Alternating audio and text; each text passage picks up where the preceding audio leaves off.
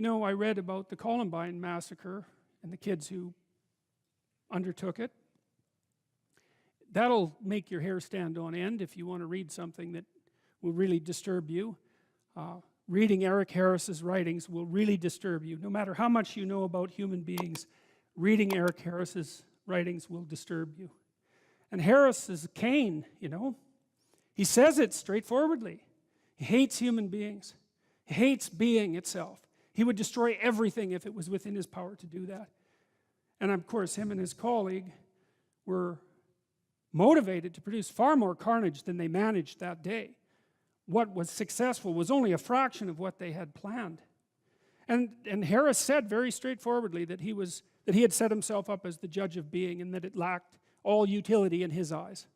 Human beings, certainly, should all be removed from the face of existence because of their pathology and the fundamental horrors of being itself.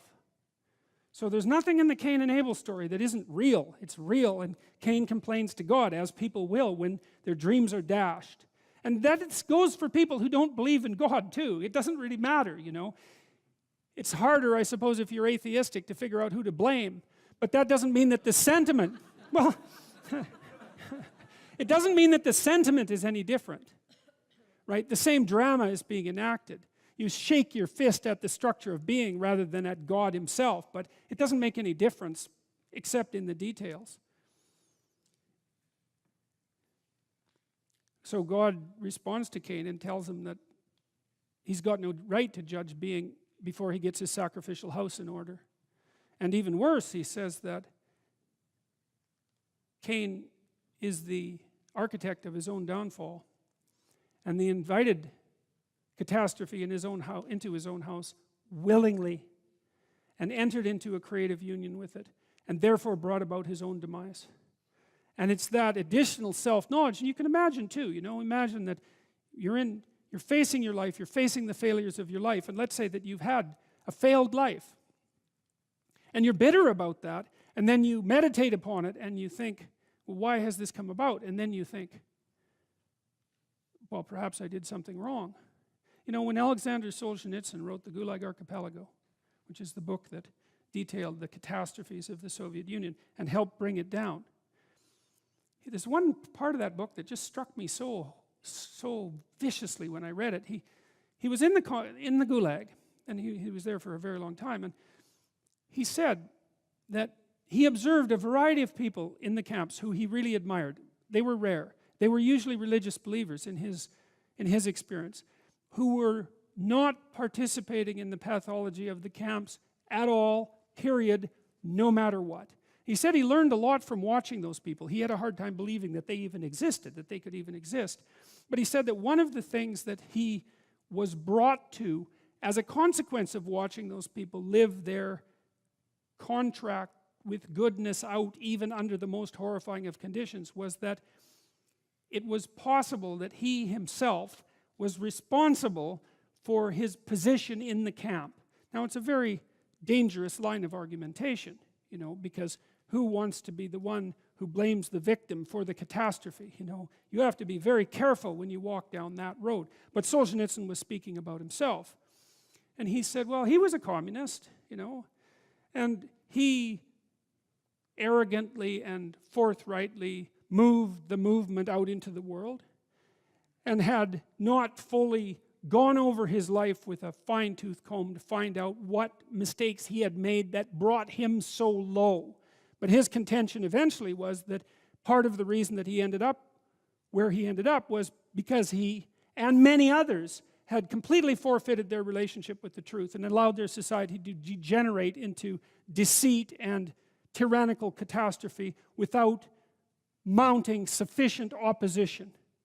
And so he decided when he was in the camps to straighten himself out bit by bit, and that culminated in the production of the Gulag Archipelago, and that book really demolished once and for all any moral credibility that the communist totalitarian systems had left. And so one man in the depths of catastrophe who determined through good example, at least in part, to stop lying, produced a book eventually that demolished the foundation of the very system that had imprisoned him. And that is really worth thinking about. That's one example of the absolute grandeur of the human soul and the capacity for transformation that it has when let loose properly on the world. So let's say you're conceptualizing your own failure, and you meditated on it, and you come to the conclusion that God forced Cain to. Hey, not only have things not been going very well for you, but it's actually your fault. And not only that, you brought it on yourself. And not only that, you knew it all the time. Well, then you might think you'll wake up and fly right? You'll get your wings in order and fly right. But there's no reason to assume that at all. And that's not what happens to Cain. That just makes him more bitter, right? And you can understand that if you think about it just for a second. It's like bad enough when something horrible happens to you. But then to have to swallow the additional pill, right? To have to take in the information that you could have done something different.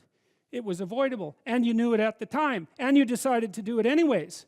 And I think people are in that situation a lot more often than anyone is willing to admit. You have that little voice in the back of your head that says, don't do it. And you override it, and it's arrogance that makes you override it. It's always arrogance, It always warns you, it's always arrogance. Yeah, I can get away with it. It's like, no, you can't. I don't think you ever get away with anything.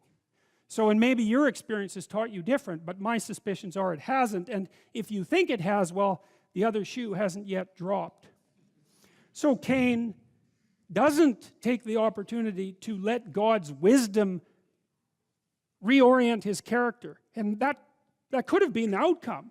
He could have got down on his knees, so to speak, and said, oh my God, I've been wrong all along. I've been living improperly. I've been making the wrong sacrifices. Abel deserves everything he has.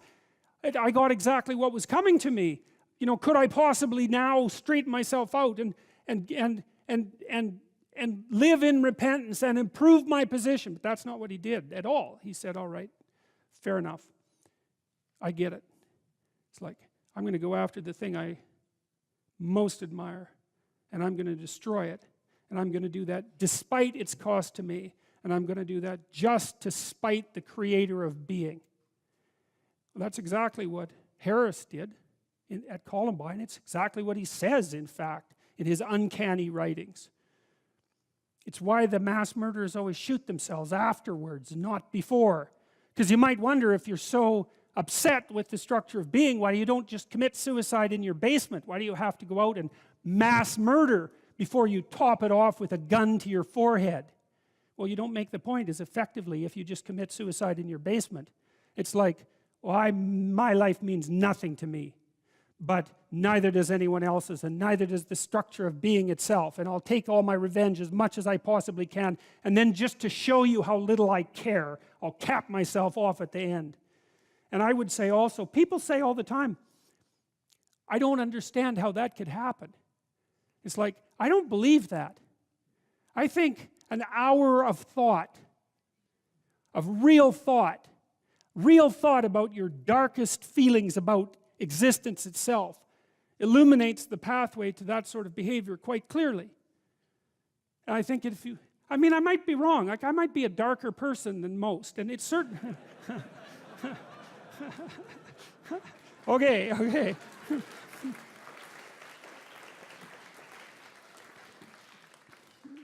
Well, at least I think there are plenty of people out there who are sufficiently dark to know exactly what I mean when I'm saying these things. And I would also say that if it doesn't leap to your understanding how that pathway might be illuminated, then you need to know a lot more about yourself than you actually know now.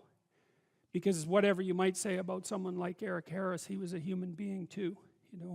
There's this idea in the New Testament that Christ was he who took the sins of the world unto himself. It's a very complicated idea, but part of it is associated with the idea that he met the devil in the desert as well. To take the sins of mankind onto yourself is to understand that within you dwells exactly the same spirit that commit the atrocities at Columbine or that ran the camps at Auschwitz, and to actually understand that that's part and parcel of your makeup, and then to take responsibility for it. And I think that in the aftermath of the terrible 20th century, that's what we're left with. We're left with the necessity to take responsibility for the most terrible aspects of ourselves. And that way, perhaps we can stop those terrible things from happening again. That's all.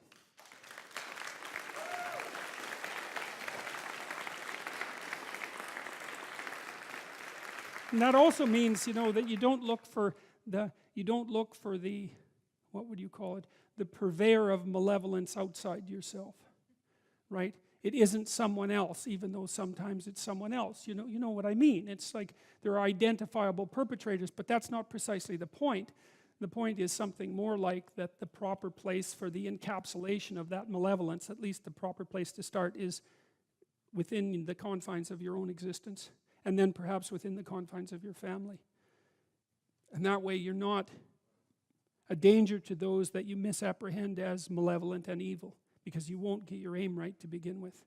You'll identify them improperly, and you'll take your revenge in a manner that allows you to omit your own responsibility, to act out your unconscious desire for revenge, and to move the world just that much closer to hell.